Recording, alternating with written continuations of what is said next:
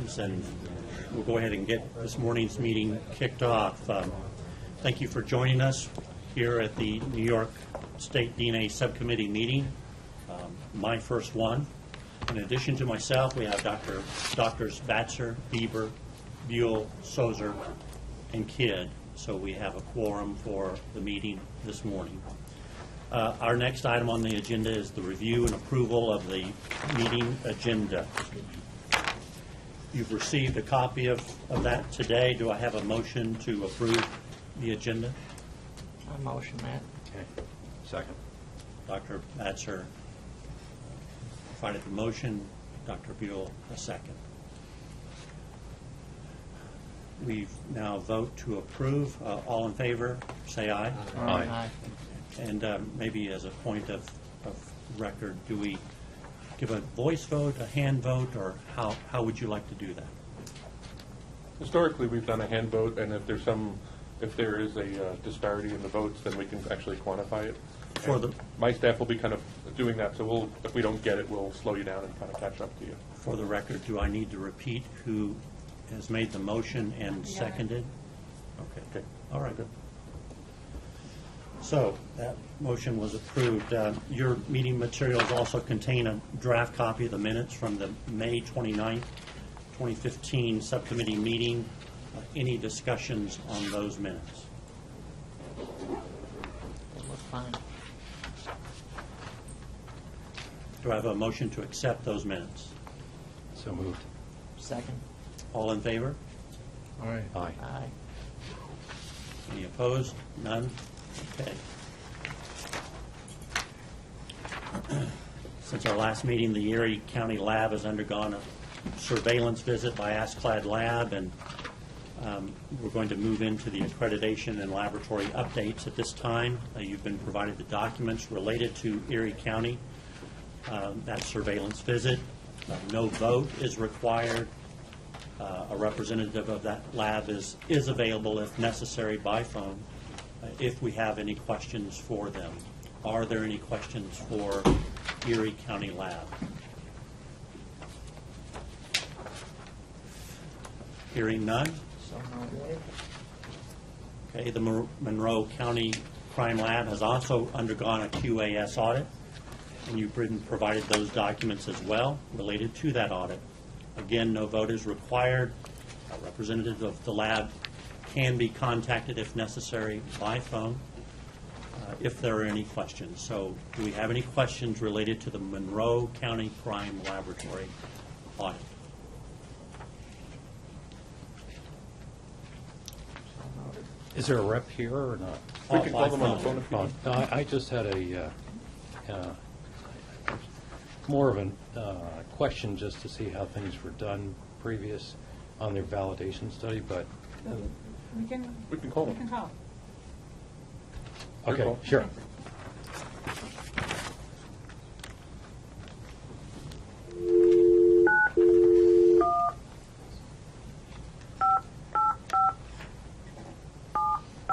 It's just a validation study.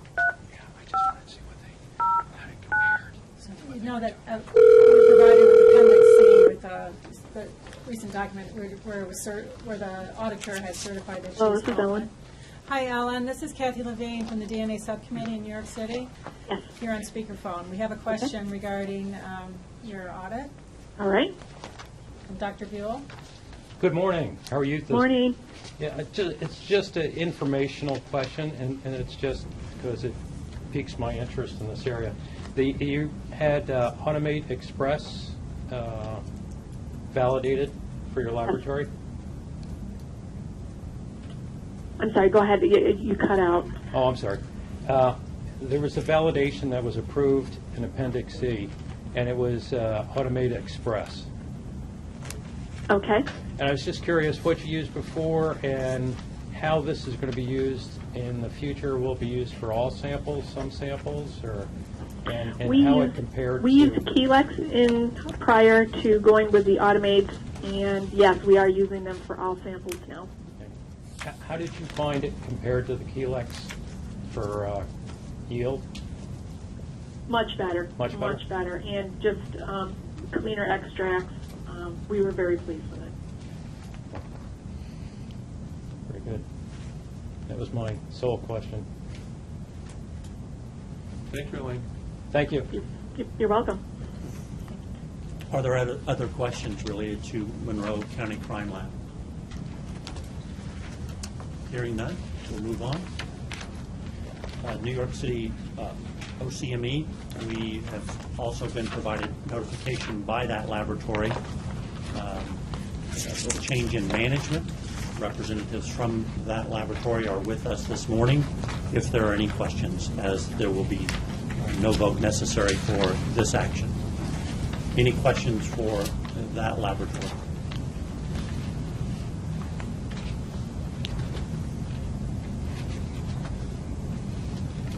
Hearing none, we'll move on. New York State Police, they too have two notifications regarding a change in management. No vote is required at this time, but we can entertain questions related to the New York State Police, and we have representatives from that lab with us this morning. Any questions for the State Police Crime Laboratory?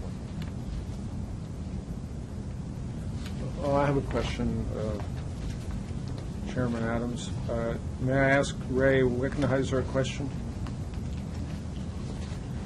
Ray, could you go over this memo of August the 7th with us? Are these changes due to retirements or adverse personnel actions?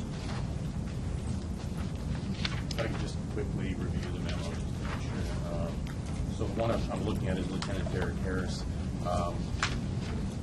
As we have sworn members in the lab in administrative roles, they tend to really switch out every 3 to 4 years typically. So this is just a filling of a transfer. So there's really nothing, I guess, new to that. So Lieutenant Derek Harris is in place, and he's taking over from Lieutenant John Digman. The role is very much administrative and really looking after evidence transfer and so forth. So I'll call the front end of the lab, not the actual lab proper. Thank you. Other questions for the New York State Police Crime Laboratory? Thank you. Thank you. Hearing none, we'll move on to new business.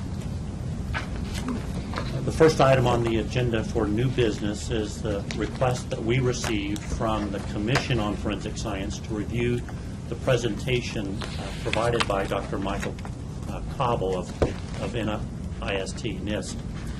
And that presentation relating to probabilistic genotyping systems. Hopefully by now you've had ample time to review that presentation. We are not required to take a vote, but we would like to open this time up for discussion on that presentation. This discussion will be made into a response to the Commission on our review of Dr. Cobble's presentation. So I would like to open up the session this morning for discussion on your review of that presentation. Who would like to begin? Dr. Beaver. I would like to comment, Chairman Adams, by saying that over the course of the last 20 years, crime labs have faced increasing challenges with regard to the analysis and interpretation and reporting of forensic DNA mixtures. In the early days of DNA testing, most mixtures that one confronted were often from sexual assault, so-called rape kits obtained in the hospital emergency rooms. And the components of those mixtures were typically two-person mixtures, occasionally three-person mixtures. Usually the victim or the alleged victim and maybe a consensual partner and maybe an alleged or would-be perpetrator or perpetrators if it was if there were multiple parties involved.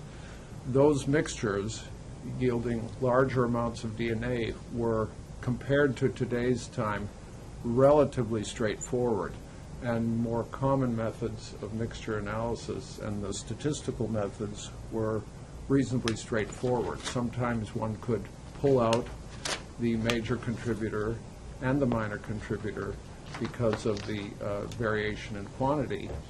And one could either perform point estimates of match probabilities or use one of the other methods, either likelihood ratios or combined probability of inclusion or exclusion. Nowadays, with the increased sensitivity of DNA testing, with the so-called touch DNA or low copy number, low template DNA methods that have been pioneered around the world, and the increased interest in law enforcement in the analysis of low-level mixtures, crime labs are faced with a daunting challenge of having to interpret mixtures from gun swabs and these guns and firearms and components thereof may have been handled by a large number of individuals. Swabbing steering wheels or radio control knobs in cars or briefcases or telephones will often lead to multi-person mixtures, sometimes involving relatives who share common alleles. So it can make the determination using old methods, the I method, of determining how many persons were in a mixture and what the major and minor contributors might be or might not be, made this really difficult for labs. And as a result, a variety of methods around the world have been used, some better than others. So the advent of these new software programs, and there are a number of them, 5 or 7 at least, that have been designed by a number of groups to assist in that interpretation, I think is a major and important step forward. And Mike's presentation, Mike Cobal's presentation, which has been given in a variety of venues over the last few years, addresses some of the challenges and uncertainty in handling complex forensic mixtures and deals with some of the advantages of using these probabilistic models to help the analyst interpret as thoughtfully as possible some of these complex mixtures. So speaking for myself, I would say that the development of these software tools is a major positive step forward in the forensic community. I'm happy that New York State, a number of the groups in New York State have commenced validation and use of some of these tools, and I think this will benefit the justice system in many ways. There are instances in which using the likelihood ratios generated by these software tools could yield a likelihood ratio that favors the defense. So these tools have no dog in the fight in terms of implicating or exculpating a named defendant or defendants. So that's all I like to say as an introduction.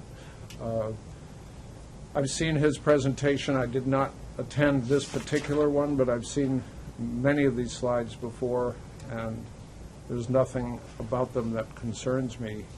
And I may have comments later depending on what others have to say. Thank you, Dr. Bieber. Other discussion on this point? It's hard to follow. I mean, there's, when I went through it, I saw a few slides that just pointed out the benefits of the software packages that are out there today, the probabilistic genotyping, and it just shows I think slide 37 shows how with current techniques by eye, like you were saying, Fred, things are all over the road. What page are you on? I'm on page 37. And Mike here just shows a brief synopsis of, I believe, true allele versus all the other procedures. And suspect C was excluded as it was supposed to be, and the other procedures not so much. So I took this as a presentation moving the field forward into using software packages. Of course, they have to be validated and well vetted in the laboratory, but this was an endorsement of moving that direction. Well, in the earliest days of mixture work, many labs, when confronted with a mixture, simply stated in their written reports, this is a mixture of two or more individuals. So-and-so, John Smith, cannot be excluded as a contributor to this mixture, period. And full stop, that's it, no stat. Right. And there are a number of court cases, including Lanigan in Massachusetts and others, that have basically ruled in these ad hoc rulings that that's inadmissible now. Some statistic must be provided, some interpretive statistic must be provided with any DNA result. Otherwise, it's prejudicial. Exactly. Yeah. Dr. Kidd? I can only second what Fred said. The thing that strikes me is I'm hearing some sort of reluctance to follow this because it's probabilistic, not definitive yes or no. But that is, of course, exactly the way one should deal with these.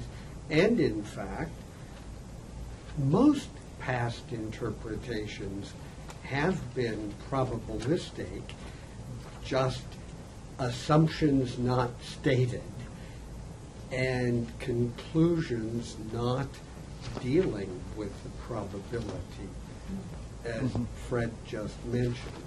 So I have no problem with this other than saying it needs to move forward. The one issue that really struck me from looking at these slides was the fact that the forensic community doesn't seem to know how to interpret these results. The slide that Fred was just pointing, Eric was pointing to. Page 37, Ken. Page 37. 76 of these outcomes were all over the road. So I think there is training needed in how to move forward and use these methods, which clearly should be used. To be fair, this page I'm referencing here was a very difficult example, and this would show probably the extreme where folks were trying to do their best with this, but it was a test that NIST had made that was an extreme test, but it points out the need. Were done by hand, Yeah. not with software. There's Some were, and some were not. Exactly. Yeah. Exactly. Right. Yeah. But He has the mere- it broken out there. Yeah. Right. The mere fact that the interpretations without the software Right. were all over the road Yeah. is something that I think points out a real problem and the need to move forward. Yeah. Dr. Kidd, I was wondering if I could just qualify. So when you said the forensic community doesn't seem to interpret these results, doesn't seem to know how to interpret them, what just based on your latter comments, what you're talking about is without the aid of probabilistic genotyping? Yes. So it's not the probabilistic genotyping results, it's the mixtures themselves, if left to unaided interpretation just by the eye and the brain, there's more problematic than with probabilistic genotyping. I think that, yes. Okay, I'm sorry, just because... No, Yeah. I was not,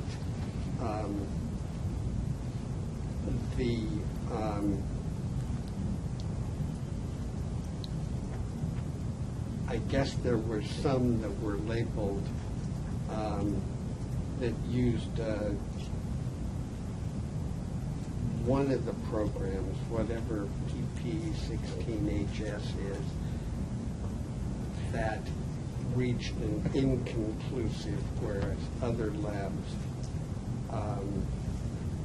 seem to get the correct answer. So it's unclear from this table to me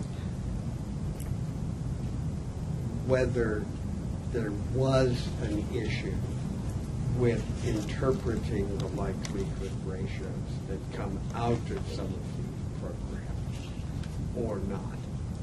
I think what I see in this outcome is that today's DNA technology is not our father's DNA technology or mine. What I came into this with, as Dr. Bieber correctly said, this is far more complex than the old days. And the need for tools to be able to deconvolute that complexity is critical. And to me, that table on page 37 is saying, number one, your father's DNA methods are no longer going to work in that deconvolution, and that methods, automated methods for interpreting these results are crucial, and we as a community need to move forward with these tools in order to assist the labs in that interpretation. And I think that, Ken had hit a critical point, and that is that indeed biologists in general are moderately more recalcitrant to the incorporation of new quantitative or analytical types of approaches. But that's the way science is moving. This is what the NRC, the National Academy, quantitative biology, and this is part of it, is on the rise. And indeed, the key issue then is to embrace the new analytical methods, but also to provide appropriate instruction in how to utilize them so that people can better understand how they work. And this is fabulous. This is the way things are going. It's a terrific, terrific approach.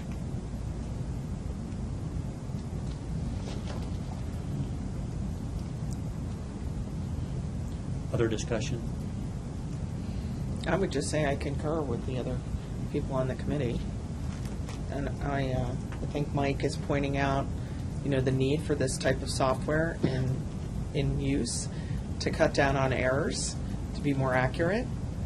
And that's what I'm reading from besides a lot of training and background information on it. So The Commission of Forensic Science asked this subcommittee for a review of this presentation, and from what I'm hearing from this discussion, the takeaway message for that review is this presentation is in full support of moving forward with probabilistic methodologies, software that assist in that determination to deconvolute the kinds of mixture interpretations that our crime laboratories are seeing today. And Brian, am I correct that we will be drafting a letter from myself back to the subcommittee, from the subcommittee to the commission that encapsulates the very discussion and comments that have been made here this morning? That's correct. Okay. Any other discussion on this topic? I would, Mr. Chairman, like to just echo what everyone has said, especially Dr. Kidd and Amanda's comment about training. What will be important, perhaps a bit of a challenge, but important for all the labs that use these software tools will be to be certain that the analysts who go to court have a thorough understanding of the algorithms and assumptions embedded in these software tools, whether they're in an admissibility hearing or the trial, to be able to explain when asked, either in direct or cross, what these software tools do, how they do it, and what the outcome is, so that they're not simply referring to a black box. That'll be important for jury decisions to be sustained on appeal, I would think. Now, I don't think Mike covered that too much in his talk, the need for training, but maybe we could just make a recommendation on that, above and beyond just what the talk kind of said. Or Yeah, put that I in don't the know letter, that, I don't know. that these comments have to go into our report to Mr. Green, but I'm just mentioning it's something it's on my radar screen as I talk to labs around the country. And I think that's as applicable with any new technology, you know. So as new technology new tools become available, people need to know what those limitations are and how they work. Yeah. Mike does have a little, in the summary on page 42, and I'll just paraphrase it, but understand the Yeah. details of the approaches and not to treat the software as a black box. So that, to me, would include appropriate training to understand this and to appropriately give that to the trier of fact. Yeah. So. Good point. Along those lines, something that is on my radar is that I have not yet heard of anyone actually directly comparing the different programs. And they are all, as far as I can tell, making many of the underlying probabilistic probabilistic rules, but how they are actually implemented in the program, since we don't have the code itself, is subject to difference. There may be no difference, but I think a direct, not validation of one method in one lab, but maybe this is something that would be appropriate for NIST or someone else. Comparison, just as now they're comparing the different sequencing methodologies to make sure that they are equally robust. That would be, I think, relevant in this case. Again, it's not related to the question, but that we were asked to look at, but something I think we should be aware of. I think at the conference you organized, Eric, in Vermont a couple of weeks ago, Rich Guerreri, formerly of the FBI, now at Battelle Laboratories, told us about an NIJ-funded study to deal with low copy number testing and to do some comparative study of some of the software programs. Did he not? Right, but that I'm not. will happen over the next year or two. I'm not exactly sure. There weren't a lot of details, so I'm not sure. But and I'm trying to think if NIST has done some of this already. Now, it's a moving target, though, as you understand, because every time a new version comes out, there's certain tweaks to the underlying software and that sort of thing. But point well taken. It could be something, and it is on our meeting's radar to do something along these lines at some point for a comparative study. But, So you're talking about a NIST reference standard or something like that? Is that? Could be. Could be. A known mixture. Maybe not a known mixture as contrived as the one in this particular study that really pushed the boundaries Right. beyond reasonableness, probably. And I would argue it shouldn't be just one mixture, because, Panel. yeah. you know, a set, Yeah. different genotypes and different. Yeah. Well, I want to provide as much time as necessary for discussion on this point, since we will be reporting back to the commission. So if there's any other discussion, please bring that forward now. Well, I hope this is a good suggestion. New York State potentially has the opportunity to do some of this work because several of the labs are using different software packages, tools. yeah. And if they, Erie County and the Albany Crime Lab, Onondaga as well. So your teams could put together an interesting workshop together or compare some real mixtures Absolutely. and make an important presentation at Promega or the American Academy meeting. New York, Yeah. Yeah. New York can take the lead in this. Yeah.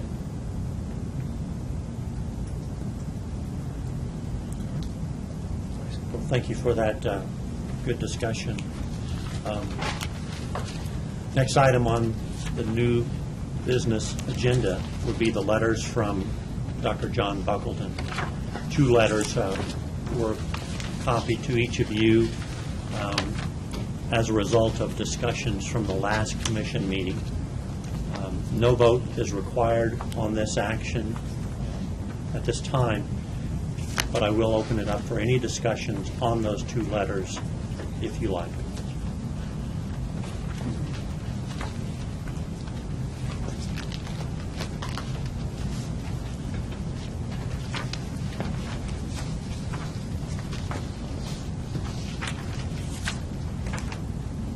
To be sure we're on the same page, Brian, could you refer to the 2 letters? Is one of them the one-pager that is not dated, that Correct. begins with Yes.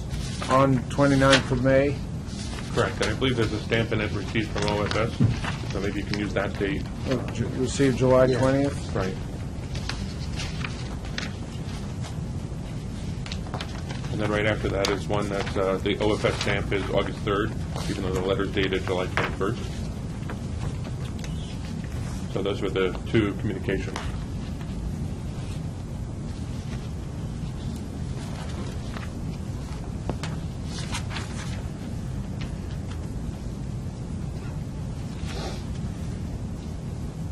He is very diplomatic. And his wording.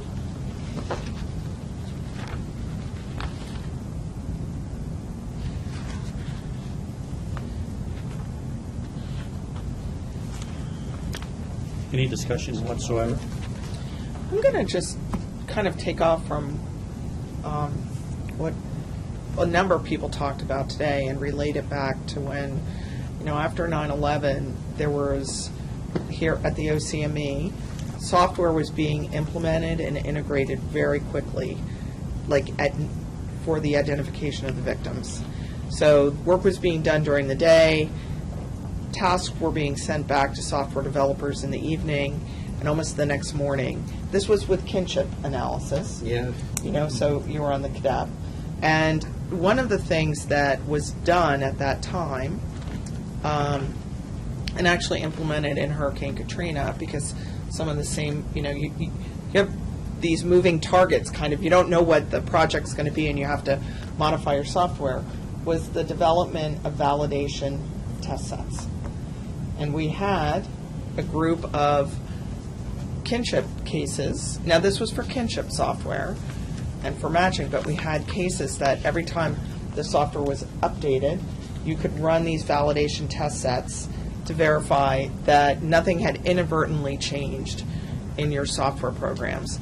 And kind of going on from what was talked about, with the agencies in New York, that might be a good idea to take some of those cases that they've done, or some cases that they may have even made up in their validation, so they know what those mixtures are, to use as standard reference sets. Now, you're not going to cover every situation, but that could be quickly used in validation, in verification of these softwares, because I assume, and we don't, oftentimes in forensics we're so, we're kind of don't move as quickly ahead as maybe we should in adopting new technologies that can be very helpful to people. But having a validation test set for this mixture interpretation might be very helpful to the laboratories and help them to collaborate with each other and to help understand the differences in the software and be used in training and things like that. It's just, that was started here at the OCME's office back after 9/11. And along those lines of moving ahead with all deliberate speed, sequencing is coming in, and that is going to help with mixture deconvolution, because with the massively parallel, you will be dealing with discrete numbers of reads, not a peak height. Right. So if you've got 10 reads, even though the peak height is below the cutoff value, you've still got definite information. The mixtures could be used in that transition to sequencing, and I would imagine Illumina and LifeTech might be very interested in thinking about that. Yeah, just like RNA-seq, basically, counting reads. Okay. Any other discussion on the Buckleton letters?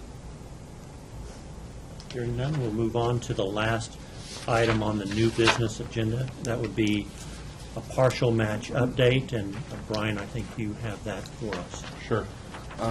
So far, to date of the program, there's been 87 names that have been requested. Of those 87 names, 35 the evaluation could not confirm. 48 names were released. 4 are pending statistical evaluation. 45 have been closed at this point. 3 remain active. In 3 cases, a relative was identified. 2 resulted in arrest, and 1 resulted in conviction. One of the others that was arrested is still in the adjudicative process. That's the current status of what those things are right now. Okay. Any questions for Brian? Could you go over the numbers one more time, Brian? You go so quickly. I'm sorry. So the actual names requested in the program to date were 87. Of that, the evaluation could not confirm 35. That's the EMR, EKR. They didn't actually pass statistical thresholds. Okay. Total names released were 48. Pending statistical evaluation was 4. 45 cases were closed. 3 remain active, and 3 relatives identified, 2 resulting in arrest, 1 resulting in conviction, and 1 still in the adjudicative process. Of those 87, Brian, how many new cases have come in the last, say, 6 months? Is it a decreasing slope to this curve? You know, essentially, the way I've always described a partial match is essentially it's sort of like walking on the beach and a fish walks up in front of you or slides up. So it just kind of, it's not actively fishing and looking for something. It just kind of passively will come and then you respond to it. So right now there's not a significant number that have come recently, but it's not necessarily an indicator that there won't be. It's just a byproduct of the search process. And do you have any geographic breakdown of where these 87 cases came from in the state of New York? I know which department submitted those. I don't have that data here. But more or less, is it mainly Long Island, New York City area? No, it's all over the state. It is. Yeah, it's all over the state. And right now, of the cases that we have 1 from, I guess you'd call it upstate New York, that resulted in a conviction, and 1 from, downstate, again, without being more specific as to locality, that resulted in, that was the one we talked about before, where it's a serial murder case. That's still in adjudication. Thank you. Okay, hearing no further discussion, we'll move on to laboratory disclosures. We have 2 items on the agenda for laboratory disclosures. The first being a recent communication between ASCLD Lab and the OCME Forensic Biology Lab. We don't need any vote taken on this, but we do have Dr. Kupferschmidt with us and can answer any questions if you have any related to that communication. This is related to older corrective action issues.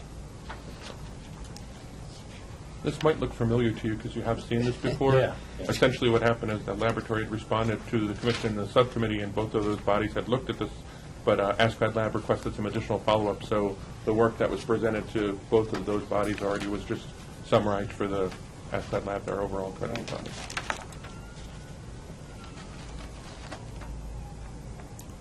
No discussion. We'll move on to the second, and that would be the New York State Police corrective action. Likewise, we have representatives here to answer any questions that you may have. Again, you have previously received information on this corrective action. This is follow-up.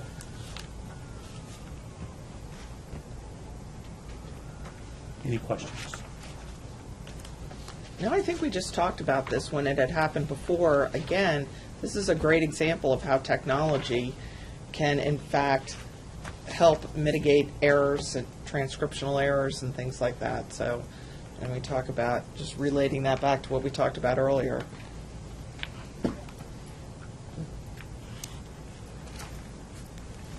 Okay, we have no executive session scheduled for this meeting. Our next meeting is November 13th. Hearing no further comments or questions or discussion, I